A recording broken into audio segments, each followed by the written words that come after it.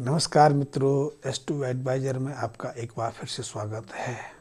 लाल किताब में कई ऐसी ग्रह युक्तियाँ बताई गई हैं कि ऐसे सूत्र बताए गए हैं जिन सूत्रों के माध्यम से पता चलता है कि व्यक्ति की जन्म कुंडली में जब ऐसे ग्रह विद्यमान रहते हैं तो वो संसार में तो लोकप्रियता जस कमाता ही कमाता है, आर्थिक रूप से भी वो समृद्ध बनता है, आर्थिक स्थिति में भी वो आगे बढ़ता चला जाता है। जीवन के समस्त सुखों को वो सहजता से प्राप्त कर लेता है। माँ बाप उसकी मदद करते हैं, समाज उसकी सेवा सहायता करने के लिए हमेशा तत्पर रहता है। लेकिन यदि ऐसी ग्रह स्थिति होने के बाद व्यक्ति अपने कर्मों के माध्यम से यदि उस ग्रह फल को प्राप्त ना कर पाए या उस ग्रह को अशुभता प्रदान कर दे तो उसके जीवन में कलह घुलने में, जीवन में असहज स्थिति बनने में भी देर नहीं लगती है।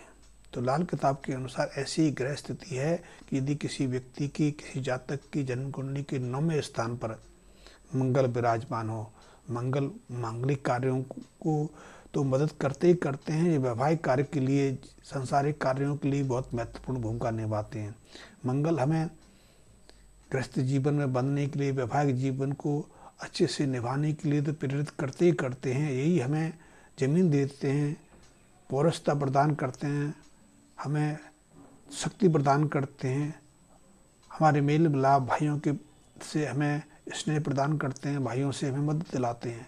और 9वां स्थान तो भाग्य का स्थान है। यदि आपका भाग्य प्रबल है, भाग्य स्थान पर यदि अच्छा ग्रह अच्छी स्थिति में बैठा है तो भाग्य को जागने में, भाग्य की मदद मिलने में फिर कैसे विलम्ब हो सकता है।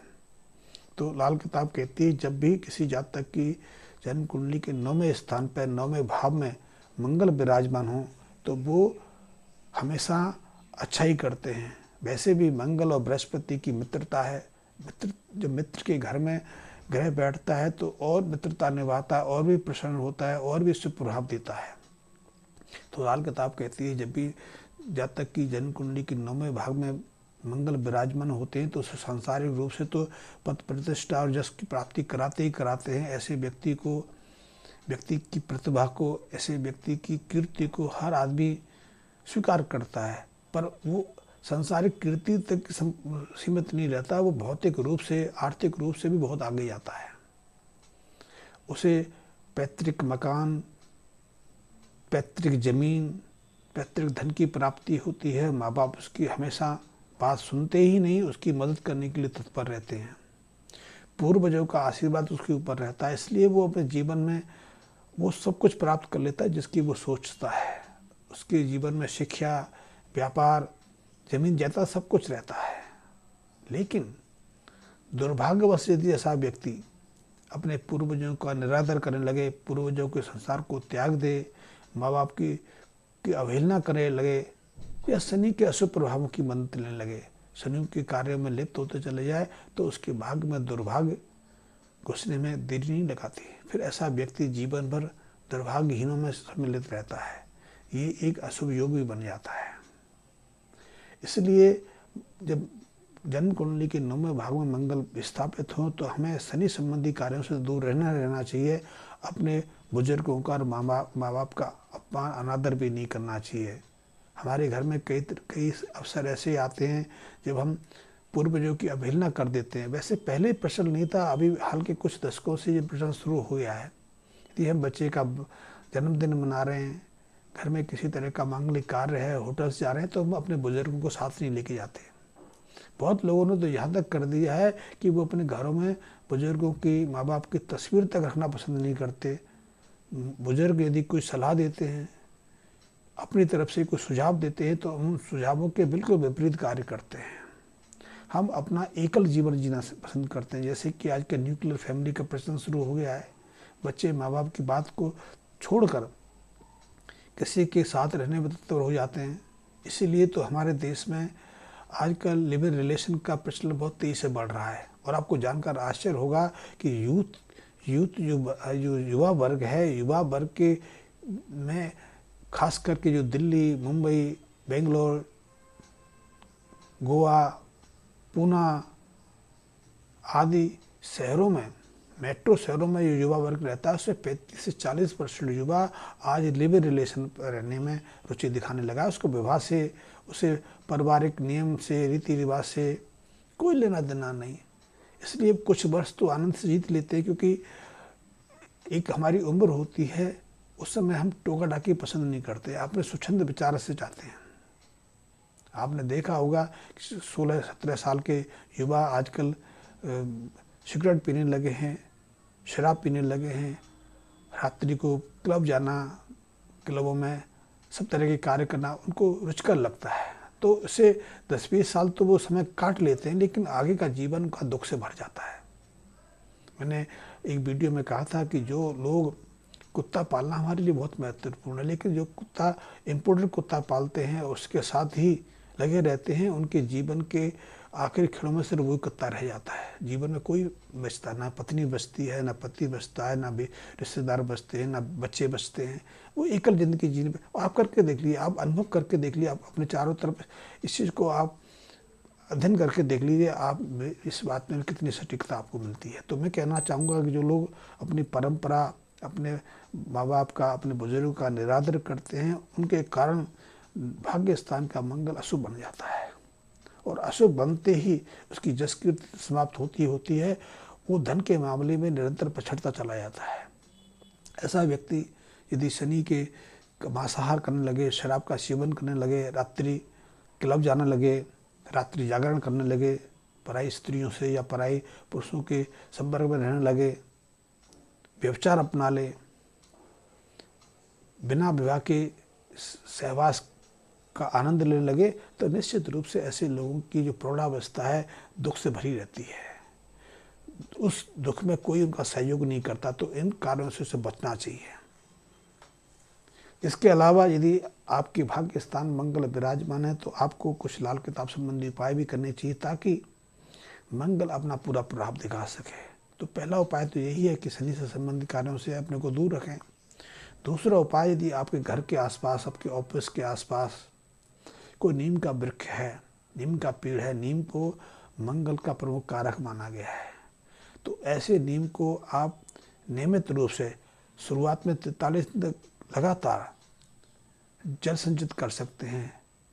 चांदी के किसी पात्र में जल भरकर उसे नीम की जड़ में छिड़क सकते हैं। ये उपाय आपके लिए बहुत महत्वपूर्ण है। यदि आपके जीवन में कुछ रुकावटें हैं, आपकी कुछ अभिलाषाएं हैं जो अधूरी हैं, आपकी भाग्य जागरण में कुछ विलम्ब हो रहा है, आप अपनी मनोनुकूल स्थिति को, अपने जीवन को आगे नहीं बढ़ा पा रहे हैं, तो आप ये उपाय करके देखिए, आपके जीवन में भाग्योदय हो जाएगा। भाग्य की जो रुकावटें हैं इसी उपाय से दूर होती चली जाएंगी। इस उपाय को करें। इसके अलावा आप नीले रंग, लाल रंग का रुमाल या लाल रंग की कोई चीज़ अपने साथ रखें। यदि ये संभव ना हो तो आप लाल रंग का कलावा, रेशम का कलावा अपने हाथ पर, रेशम का या सूती कलावा लाल रंग का आप अपने दाहिने हाथ में लपेट के रख सकते हैं। इससे भी चंद्रमा को बल मिलता है। हमारी बहुत सारी जो बाधाएं हैं, हमारे बहुत सारे जो कार्य हैं जिनमें अचानक बाधाएं खड़ी हो जाती हैं, वो सहजता से आके नहीं हो पाती, तो इसी उपाय से वो निकल जाती। इस उपाय को करने से एक चीज़ और होता है कि यदि आपका बड़ा भाई है या छोटा भाई है, तो वो भी हमेशा आपकी सहायता करने के लिए, आपकी योजना में सहयोग देने के लिए, आपकी आर्थिक मदद करने के लिए हमेशा तत्पर रहते हैं। ये उपाय भी बहुत महत्वपूर्ण है। वैसे चाहो तो आप लाल वस्त्र धारण कर सकते हैं, लेकिन तब आप थोड़े असहज महसूस करेंगे। तो इसका सीधा सा हल है कि या तो लाल कलावा आप अपने हाथ में बांध लीजिए, लाल डोरी अपने गले में बांध सकते हैं। तो आप इस उपाय को करें। इसके अलावा आप नास्तिक बनने का बिल्कुल प्रयास न करें, धर्म में भरोसा रखें। और धर्म में भरोसा ही मत करें, आप मंदिर जाएं, नियमित रूप से मंदिर में जाएं, हनुमान जी की सेवा करें, गणेश जी की सेवा करें, माँ दुर्गा की सेवा करें, जो भी आपका आराध्य देव है उसकी सेवा करें। उनको लाल पुष्प जरूर चढ़ाएं। गेंदे के पुष्प तो व्यापारियों के लिए होते हैं और आपको भाग्य जगाने के लिए लाल पुष्प की मदद ले सकते हैं, लेकिन निश्चित जाएं, आप नास्तिक ना बने। नास्तिक बनेंगे तो आपके भाग्य में फिर दुर्भाग्य की प्रवेश हो जाएगा। आपकी योजनाएं पूरी तरह से क्रियान्वित नहीं हो पाएंगी। आपकी योजनाएं बीच में अधूरी रह जाएंगी। ये एक दुखद स्थिति हो जाएगी, आपके जीवन में विष घोलने जैसी स्थिति हो जाएगी। आप फिर सोचने लगेंगे कि आप तो दुर्भाग्यशाली थे कि आप कुछ कर ही नहीं पाए।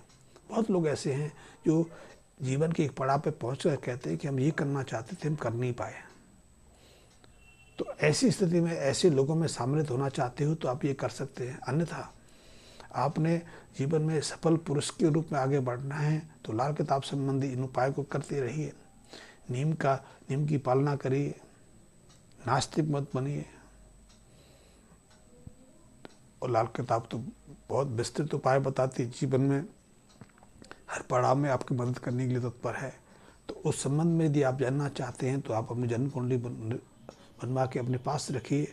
और वर्षफल के अनुसार, वर्षफल में आप बहुत सारे आयोजन करते हैं, वर्षगांठ बनाने की पार्टियां देते हैं, लोगों को बुलाते हैं, होटल्स में बड़ी बड़ी पार्टियां करते हैं, लाखों रुपए खर्च करते हैं।